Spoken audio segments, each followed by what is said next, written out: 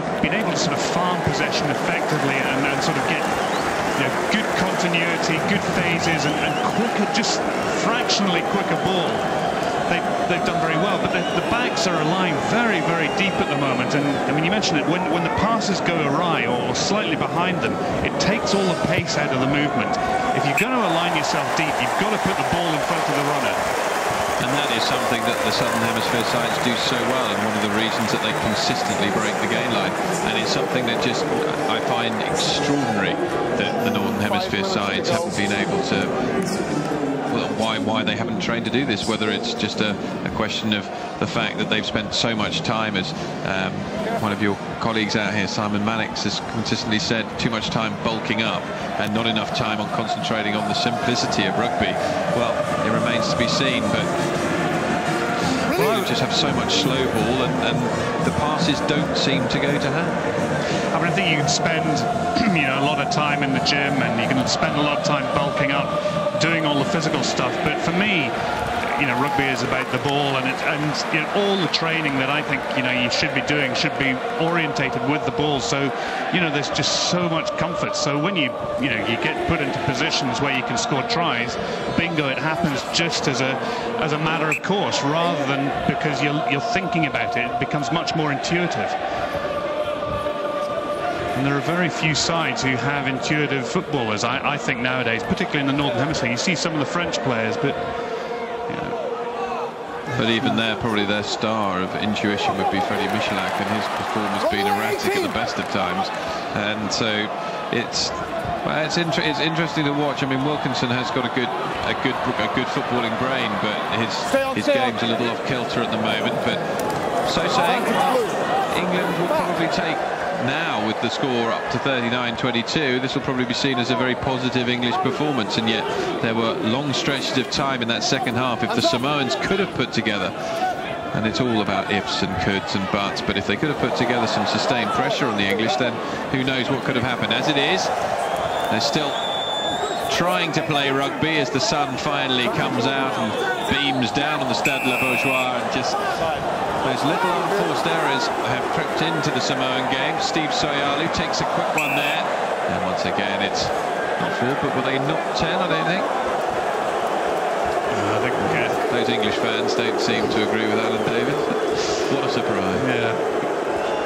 Well, I'm sure they'll want, with a minute or so on the clock, they'll want England to close this game down. And you said it, England sides 4 years ago, with Will Carling at the helm, they knew how to close a game down. With 10 minutes and even with a slight winning margin, they would control the game. And England haven't controlled the game as effectively as they might have done, particularly with the amount of possession that they've had. I think one of the very disappointing aspects for this England game will be the combination of Wilkinson and Barkley at fly half and centre that do not seem to have complemented themselves at all, which is very disappointing, because that was something that Ashton was vesting a lot of his concentration in the build-up to the game about. Samoans managed to win the ball in the line-out, but it's untidy, as it has been all game, and it's in the set pieces that they've really been let down. England managed to put it out wide, and Borthwick, I think, there, charging forward. No whistle. They just need a simple pass, but that's all they needed there. In that position, it's 80 minutes on the clock. Johnny Wilkinson finds touch, and it is, you can tell by the atmosphere within the stadium, though, that despite the fact that England have won this game by a 17-point margin, there's no real belief within even the fans. They don't feel they've seen a good performance. They don't feel that they've seen a side who are going to do anything at all in this World Cup, and certainly who aren't going to be defending their title.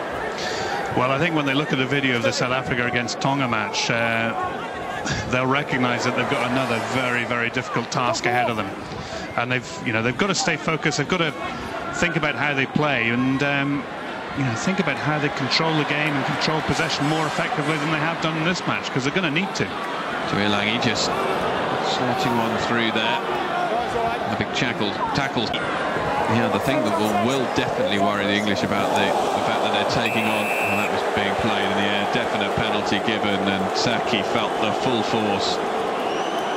That's yellow, I should imagine, and a really unnecessary yellow to concede at the end, because totally illegal playing him in the air. Well, he lined him up, and I think it was just a question of timing. You could see that left foot come down, and he thought, well, I'll just have a go anyway.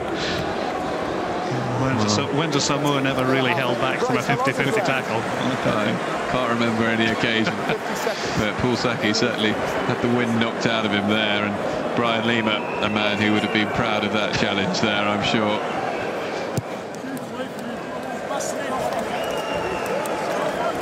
The ball goes into touch from the penalty. And well, the Samoans, the worrying thing I was saying about the Tongan performance was the fact that the Tongans, when they looked dead and buried, when the Springboks brought all the big guns on, when they brought on Victor Matfield, Brian Habana, when they brought on Juan Smith, and they brought on John Smith in the front row, and Percy Montgomery, I mean, it was, and Francois Steen, I mean, they had their big guns out there on the pitch, and they scored this beautiful 3-try blitz, and so it looked, for all intents and purposes, the Tongans were done for, and yet they just came back with such spirit, and that's something that Tongan rugby really has somehow managed to conjure up during this World Cup. It's not something you'd expect. You'd expect them to have rolled over, and they didn't. And so England really are going to... The other thing is, well, Saki here makes a break and should be able to go over for the bonus point. Well, that could be incredibly vital. Brian Ashton isn't convinced it's been given yet. That's why he wasn't getting carried away. So it's a brace for Saki and a brace for Corrie. And Alan Davis has asked for confirmation from upstairs.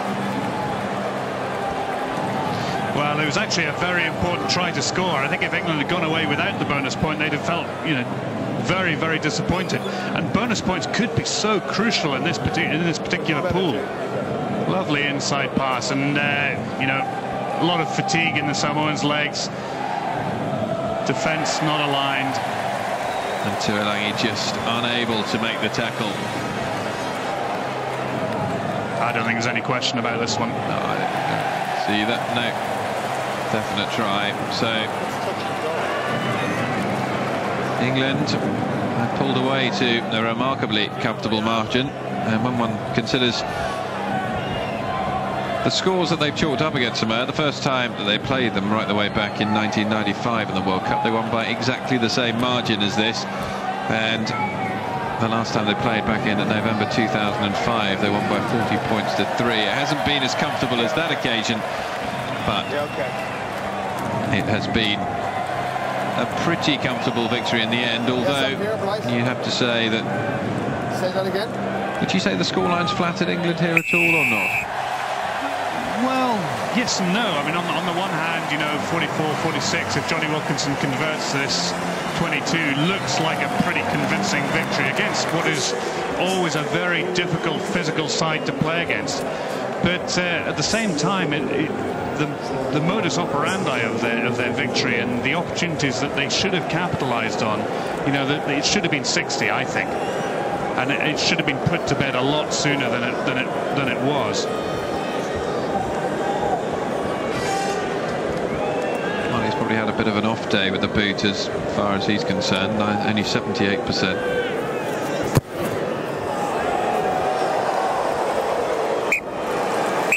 And he hooks that one inside, but the final whistle is blown by Alan Davies, and in the end it has been a comfortable victory for England. They've won by 22 points. They've chalked up the bonus point. 2 tries from Corrie and 2 from Paul Saki, 1 each side of the break. The final score here is 44-22 to England. Revival or an ongoing struggle? We'll have a look at this game in more detail after the break here